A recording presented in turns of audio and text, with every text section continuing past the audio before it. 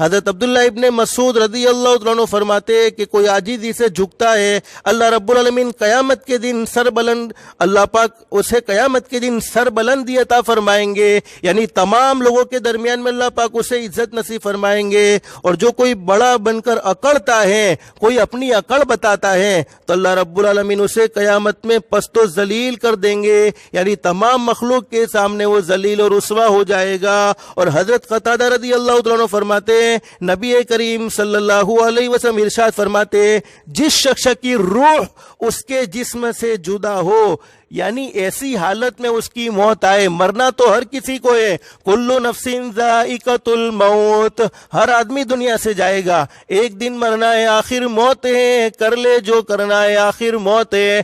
دنیا میں اچھے کام کر کے زندگی گزاری، پھر بھی موت تو آنی ہی آنی ہے، اور دنیا میں برائیاں کر کر کے، نافرمانیاں کر کے زندگی گزاری، پھر بھی موت تو آنی ہی آنی ہے، موت کسی کو چھوڑنے والی نہیں ہے۔ فرمایا نبی کریم صلی اللہ علیہ وسلم نے، جس شخص کی موت اس حالت میں آوے، وہ دنیا سے اس حالت میں رخصت ہو کہ اس حال میں کہ وہ تین چیزیں، یعنی تکبر اس کے دل میں نہیں ہے، خیانت، اس نے کبھی امانت میں خیانت نہیں کی، اور قرض سے پاک ہے، یعنی دنیا میں کسی سے قرضہ لیا تھا اور اس قرضے کو اس نے ادا کر دیا، اس کے ذمے کوئی قرضہ نہیں ہے، اس کے دل میں کوئی تکبر نہیں ہے، اس نے خیانت نہیں کی ہے۔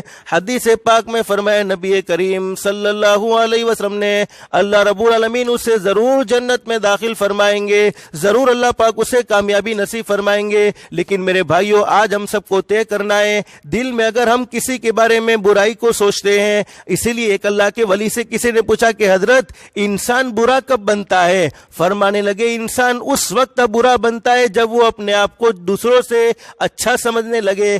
آج ہمارا رویہ یہ ہے، غریب سے کوئی دوستی کرنے کو تیار نہیں ہے، فقیر کو کوئی لفٹ کرانے کے لیے، فقیر کو کوئی سہولت دینے کو تیار نہیں ہے، بلکہ وہ لوگ ہماری نظروں میں ذلیل اور رسوا ہوتے ہیں۔ میرے بھائیوں، ایسا نہیں ہے، یہ تو اللہ کی حکمتیں ہیں۔ اللہ نے کسی کو امیر بنایا، کسی کو فقیر بنایا، لیکن اگر ہمارے دل میں، اگر ہمارے مال کے بارے میں گھمنڈ آ گیا، ہمارے عہدے کے بارے میں گھمنڈ آ گیا، علم کے بارے میں گھمنڈ آ گیا، ہماری صلاحیتوں کے بارے میں گھمنڈ آ گیا، تو حدیث پاک میں لکھا ہے، گھمنڈ کرنے والے کا انجام تو بہت برا ہوتا ہے۔ اور میں نے کل آپ کو ایک بات بتلائی تھی، شیطان اللہ کی بارگاہ میں مردود ہو گیا، اس نے اللہ کی نافرمانی کی، حضرت آدم علیہ السلام پر حسد کیا، لیکن گھمنڈ بھی تو کیا۔ اللہ کو کہنے لگا، اللہ نے فرمایا ابلیس سے کہا، اللہ نے فرمایا ابلیس سے کہا کہ آدم کو سجدہ کرو، تو اس نے گھمنڈ میں کہا کہ میں تو اچھا ہوں، ارے مجھے تو نے آگ سے پیدا کیا ہے، یہ تو مٹی والا ہے، میں اس کو سجدہ نہیں کر سکتا، اللہ کی بارگاہ سے وہ ملعون ہے۔ اس پر علماء فرماتے ہیں کہ اگر دنیا میں سب سے بڑا کوئی گناہ ہوا ہے، سب سے پہلا اگر کوئی گناہ ہوا ہے تو وہ گھمنڈ ہے، وہ تکبر ہے۔ اور حدیث پاک میں لکھا ہے، ہمارے نبی حضرت محمد رسول اللہ صلی اللہ علیہ وسلم نے ارشاد فرمایا، تکبر اللہ کی چادر ہے، اور جو اللہ کی چادر کو کھینچنے کی کوشش کرے گا، اللہ اس کے ٹکڑے ٹکڑے کر دے گا، اس کو ذلیل اور رسوا کر دے گا، وہ سماج میں اپنا منہ بتانے کے قابل نہیں رہے گا۔ لیکن ایک آخری حدیث بتاؤ، اللہ ہم سب کو عمل کی توفیق نصیب فرمائے۔ حدیث پاک میں لکھا ہے، فرمایا نبی کریم صلی اللہ علیہ وسلم نے، جو شخص تواضع یعنی چھوٹا بنتا ہے، تواضع اور عاجز اور انکساری کو اختیار کرتا ہے، اپنے آپ کو چھوٹا سمجھتا ہے، اللہ رب العالمین اسے 3 انعامات سے سرفراز فرماتے ہیں۔ اور اللہ کی طرف سے ملنے والا کوئی انعام چھوٹا نہیں ہوتا، بہت بڑا ہوتا ہے۔ اللہ پاک اسے 3 انعام نصیب فرماتے ہیں۔ نمبر 1، رفعہ اللہ، اللہ تعالیٰ اس کو دنیا اور آخرت میں تمام مخلوق پر سر بلندی عطا فرماتے، یعنی عزت عطا فرماتے ہیں۔ تمام مخلوق میں اللہ پاک اس کو عزت کے پہاڑوں پر پہنچاتے ہیں، اور ہر انسان اس کے بلند مقام اور بلند مرتبے کا اکرام کرتا ہے، ہر انسان اس کے بلند مقام اور مرتبے کی عزت کرتا ہے۔ اور دوسرا انعام کیا ملتا ہے؟ جب جو اپنے آپ کو چھوٹا سمجھتا ہے، جو اپنے آپ میں گھمنڈ پیدا نہیں کرتا، وَهُوَ فِي نَفْسِهِ صَغِيرٌ، اللہ پاک اسے انعام نصیب فرماتے ہیں کہ وہ اپنے آپ کو حقیر سمجھتا ہے، چھوٹا سمجھتا ہے۔